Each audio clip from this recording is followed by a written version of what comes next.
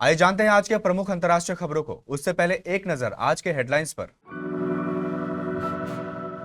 अजीत पवार का निधन।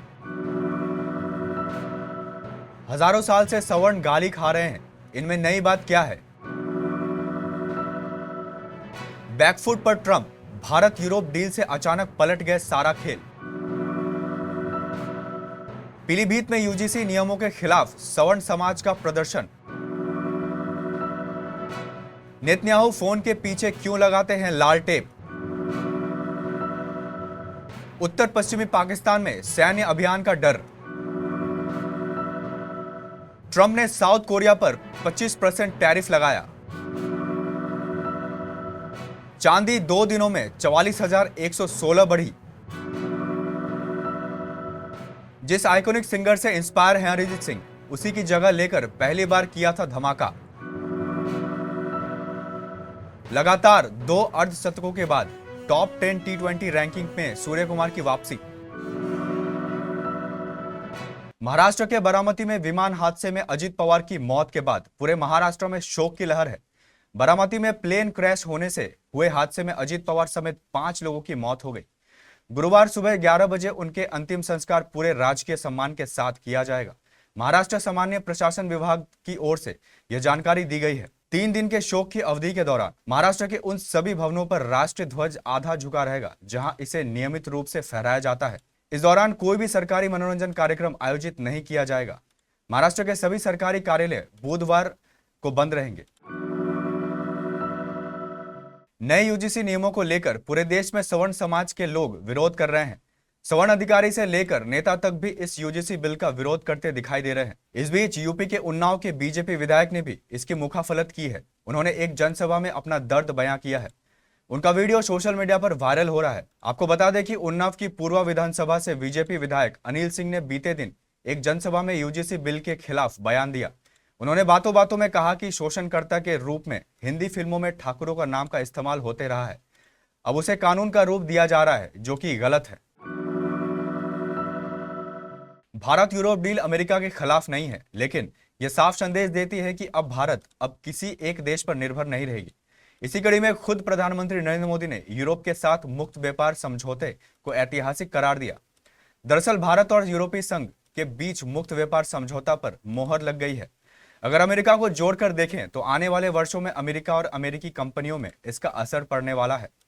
एक्सपर्ट्स अभी से कह रहे हैं कि इस डील के लागू होने के बाद अमेरिकी कंपनी के लिए भारत में कंपटीशन बढ़ सकती है, यानी जिन अमेरिकी कंपनी का अभी भारत में वर्चस्व है उसे चुनौती मिल सकती है। उत्तर प्रदेश के पीलीभीत जिले में यूजीसी के नए नियमों के विरोध में सवर्ण समाज ने बुधवार को विसलपुर क्षेत्र में प्रदर्शन किया। सैकड़ों लोगों ने काली पट्टी बांधकर केंद्र और राज्य सरकार के खिलाफ सड़कों पर उतरकर विरोध जताया। इस आंदोलन का नेतृत्व भाजपा नेता नितिन पाठक ने किया, जिससे पार्टी के भीतर के अंतर्विरोध सामने आए हैं। प्रदर्शनकारियों ने अपने हाथों और सिर पर काली पट्टी बांध रखी थी। यह पैदल मार्च शहर के मुख्य मार्गों से गुजरा, जिसमें सरकार की नीतियों का युवा विरोधी बताते हुए जमकर नारेबाजी की गई। भाजपा नेता नितिन पाठक ने कहा कि यह लड़ाई स्वर्ण समाज के भविष्य को सुरक्षित करने के लिए है। इजराइल के प्रधानमंत्री बेंजामिन नेतन्याहू सिर्फ एक राजनेता ही नहीं, बल्कि कभी स्पेशल फोर्स यूनिट के कमांडो भी रह चुके हैं। यही वजह है कि सुरक्षा को लेकर उनकी सोच हमेशा बेहद सख्त और सतर्क रही है। हाल ही में सोशल मीडिया पर उनकी एक तस्वीर वायरल हुई है, जिसने दुनिया भर में लोगों को हैरान कर दिया है। वायरल तस्वीर में नेतन्याहू फोन पर बात करते नजर आ रहे हैं, लेकिन लोगों की नजर उनके चेहरे से ज्यादा उनके फोन के कैमरे पर लगी लाल टेप पर टिक गई। सवाल उठने लगे कि आखिर दुनिया के सबसे ताकतवर और खतरनाक नेताओं में गिने जाने वाले नेतन्याहू को फोन के कैमरे को ढकने की जरूरत क्यों पड़ी। सोशल मीडिया प्लेटफॉर्म एक्स पर वायरल इस तस्वीर में नेतन्याहू एक कार पार्किंग में अपनी गाड़ी के पास खड़े होकर फोन पर बात कर रहे हैं। उनके फोन के बैक कवर पर कई तरह के स्टिकर लगे दिखाई देते हैं, लेकिन सबसे ज्यादा ध्यान खींचता है फोन के कैमरे पर लंबाई में चिपका लाल टेप। तस्वीर सामने आते ही सोशल मीडिया पर बहस छिड़ गई। कुछ लोगों ने इसे जरूरत से ज्यादा सावधानी बताया, तो कुछ ने इसे आधुनिक जासूसी के दौर में स्मार्ट सिक्योरिटी मूव करार दिया है। अफगानिस्तान की सीमा से लगे उत्तर पश्चिमी पाकिस्तान के एक दूरस्थ क्षेत्र से 70,000 से अधिक लोग पाकिस्तानी तालिबान के खिलाफ सैन्य अभियान की आशंका को लेकर पलायन कर गए हैं। इनमें अधिकतर महिलाएं और बच्चे शामिल हैं। पाकिस्तान के रक्षा मंत्री ख्वाजा मोहम्मद आसिफ ने इस दावे का खंडन किया है।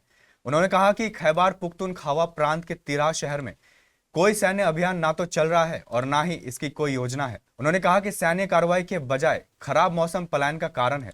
उनकी यह टिप्पणी तिराह में संभवित सैन्य अभियान के डर से निवासियों के पलायन शुरू होने के कुछ सप्ताह बाद आई है।